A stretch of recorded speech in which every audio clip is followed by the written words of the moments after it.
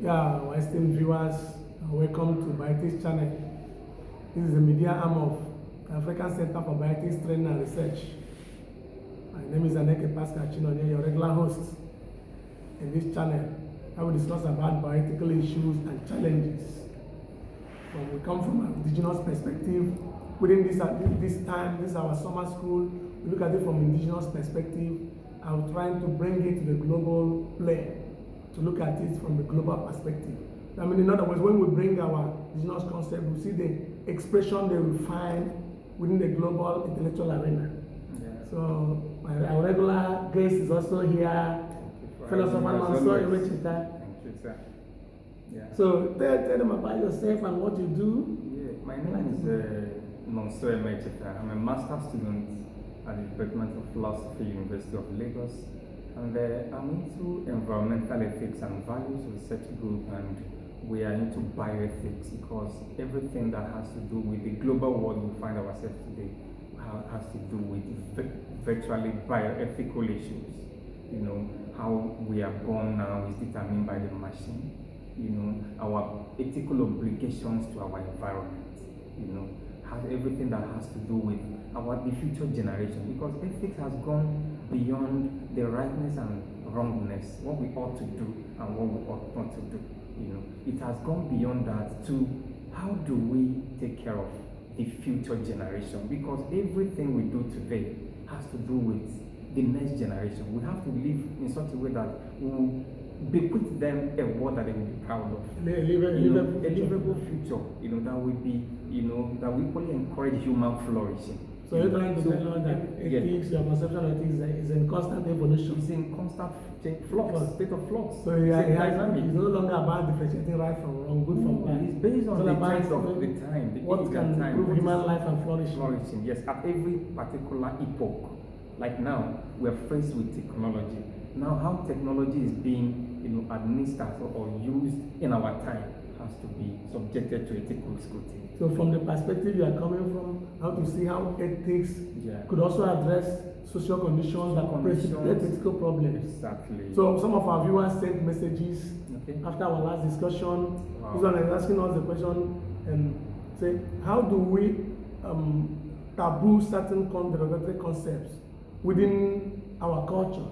That's particularly Igbo culture, within their linguistic repertoire.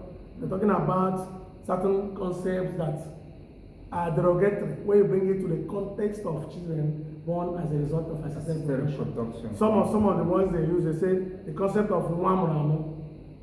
Nwamuramu, that's a child that is born, begotten and not made, or begotten, parents, did not jump from the legitimate child that wasn't born from the wrong side of the blanket, as they say. So the second one they're talking about is the concept of Nage Moroge. When if you watch African magic, when you do something heroic, like a heroic achievement, they will say Nage Moroge, the true child of your father.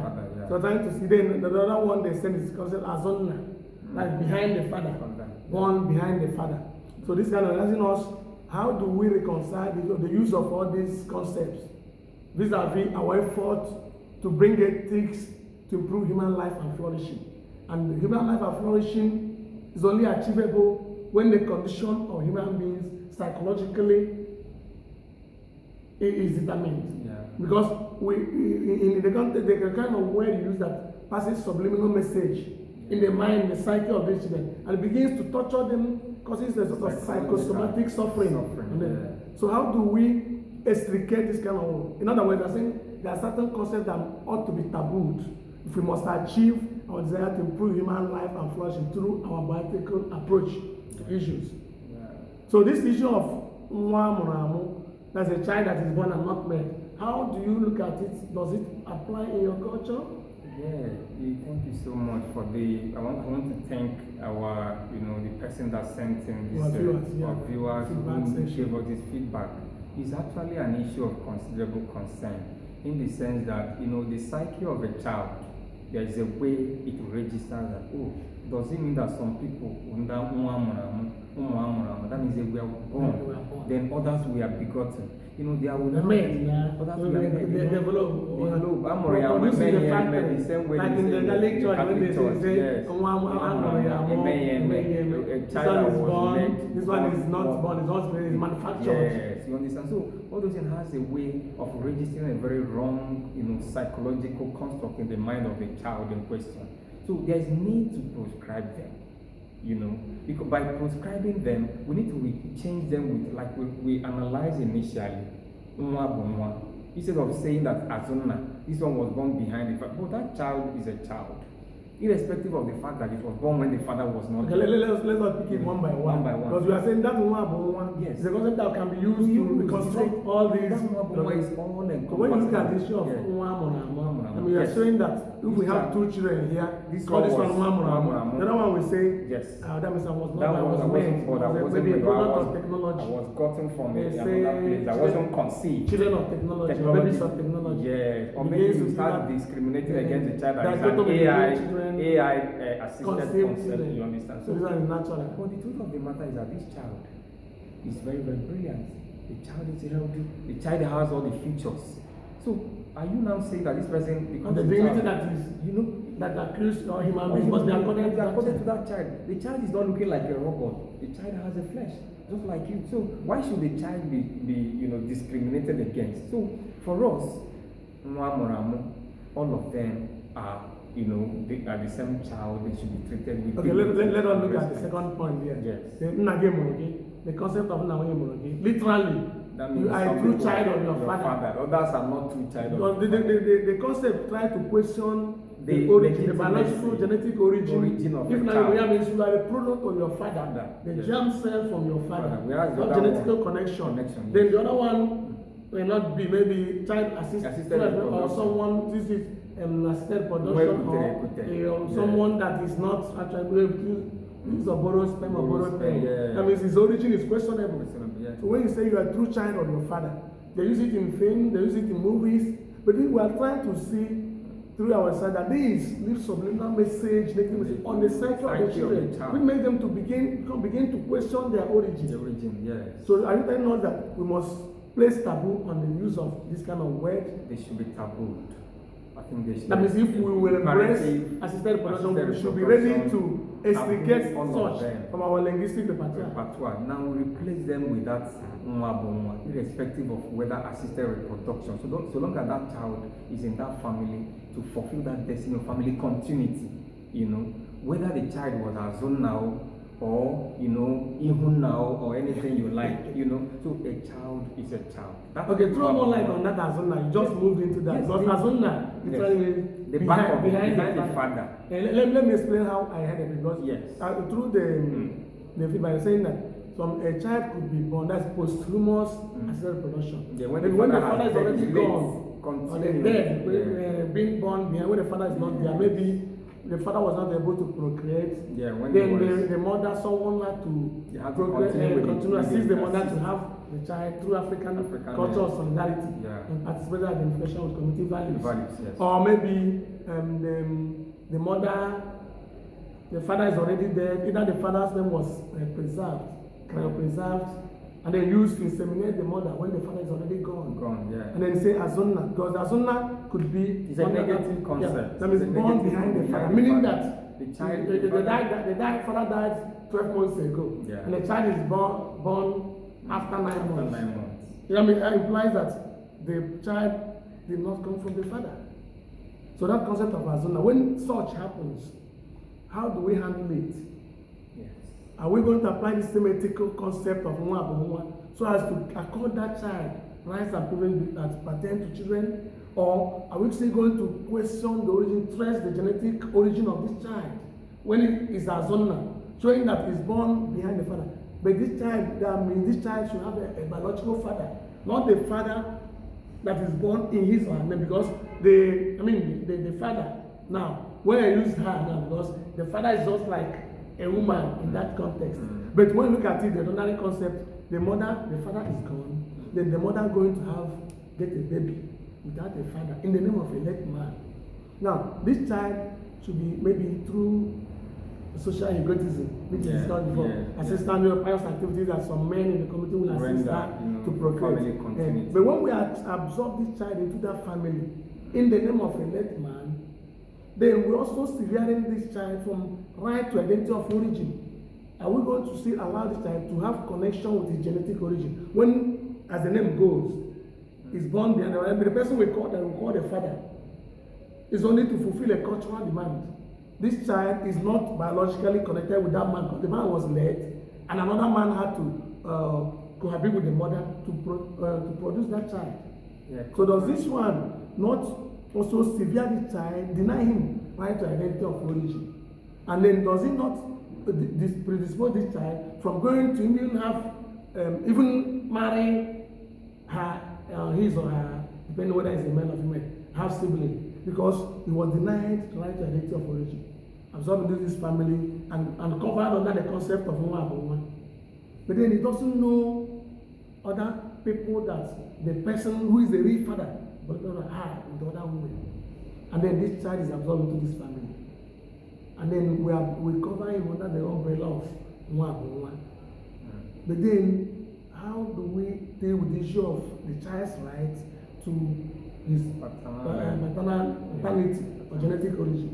Yeah.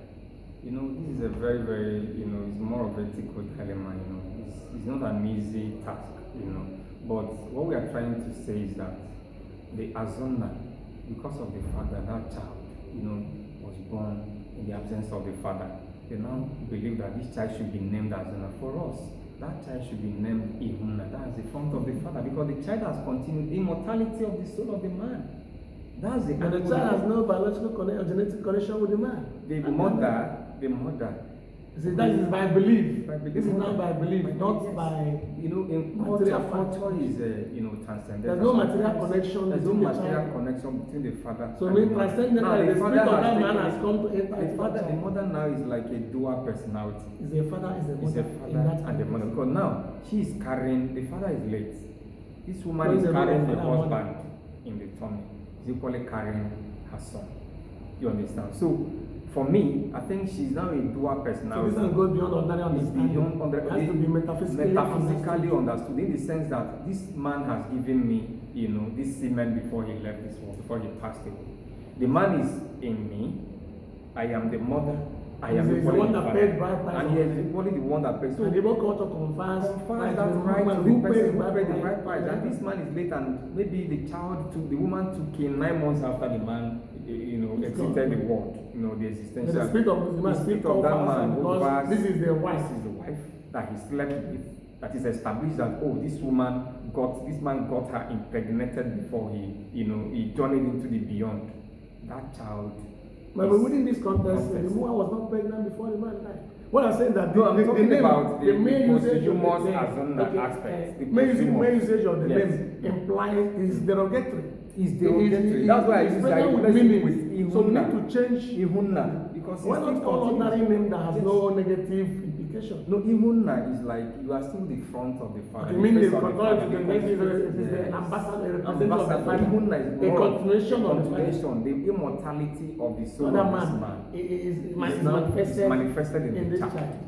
You understand? So by so doing, you will not be asking who is the paternal. No, the continuity. Don't forget that we are talking about continuity of the family. Because if that child does not come in, that man's lineage is as good as extinguished and that's an unfortunate situation. And that they will now say in our Igbo language or Igbo parlance that amayechi. That means your lineage. It has no continuity, no one will be pouring libation. The ancestral veneration and continuity and immortality of the soul. So these are most of the panacea to all these things are transcendental. Is beyond what we are seeing. The man has now become a spirit who has now manifested in the child now. You're going okay now. That means winning cultural consensus can also become a child of family through cultural consensus, not just biological conception. Not just biological, because the truth of the matter is that the woman is happy that a child has come.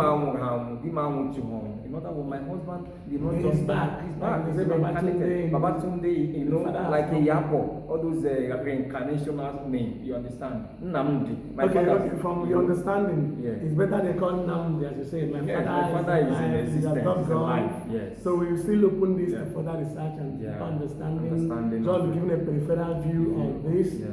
So personally from the subliminal level, also expect feedback, reaction, message, reply, so that send message so that we understand it better and deepen our research and From understanding. your own cultural And use it to perspective as adjust, well. yes. How you see it from your own individual cultural, understanding that this is like what we are saying. We're actually expecting you guys to contribute because these are issues that have, prevented a whole lot of people from actualizing their dreams. It's psychologically sapping. Most of them are emotional about it. When they remember it, they will start crying. So it's an issue that everybody's an ongoing discussion that we need your view. And this kind of child is what they call a go-go. The one that wipes away your tears. Yes. After wiping away your tears, you give that child name as Unna. Chibo, It is Chibo, contradictory. that the child should be Chibo. It is God contradictory. God, After suffering, calling the child has come to wipe away your Wipe away tears your of the tears. agony of childlessness. God give the has child ended name. your fight. You don't call the person as Unna. It's uncalled for and it's unfair. Contradictory. A child that has come to wipe away your tears, cure the agony of childlessness. You are still calling that child as Unna behind the father. It's contradictory. So we call on people to look, re-examine the kind of concepts they use for children, and the concept like Wamuramo, Nagemoge, Azonna should be taboo in Igbo culture. So we have to use words that will show equality without discrimination or questioning one's origin.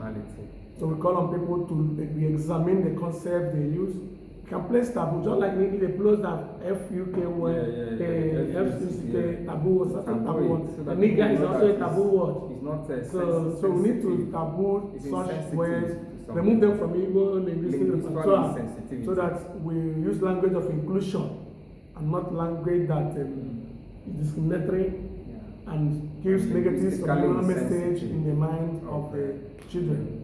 So a child is a child irrespective of circumstance of birth. Gone. Is the one we have to advocate and propagate. Yes. So thank you very much, Senator, for joining us. We expect you people, researchers, philosophers, students worldwide to be part of this discussion, to unraveling the trenches in understanding of children, understanding the right of children, and the right of the children within families. Family background. We call upon you to flow along with us, subscribe, like, and share our page, and be part of this discussion. We are still coming to meet at a point whereby we flow gradually from our indigenous understanding, then we all meet at the global arena, where we have all equal, right, in the discussion of biological issues, setting global standards. We must come from where we are to where we are not here. We meet at a point when we determine the global standard of understanding in bioethics. Thank you very much once again. For having me as always.